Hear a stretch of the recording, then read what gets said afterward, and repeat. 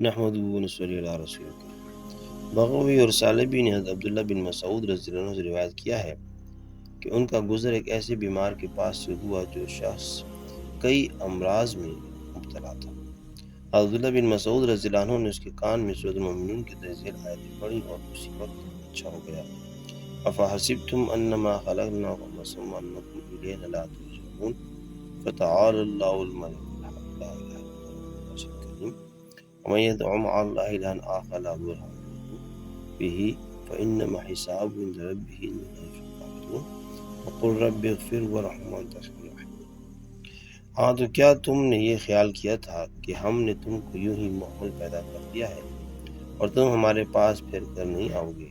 سو اللہ تعالیٰ بہت ہی عالی شان ہے جو حقیقی بادشاہ ہے، اس کے سوا کوئی بھی لائق عبادت نہیں، وہ عرش عظیم کا مالک ہے۔ اور جو شخص اللہ تعالیٰ کے ساتھ کسی اور معبود کی عبادت کرے جس کے معبود ہونے پر اس کے پاس کوئی دلیل نہیں، سو اس کا حساب اس کے رب کے یہاں ہوگا، بے شک کافروں کا بھلا نہ ہوگا۔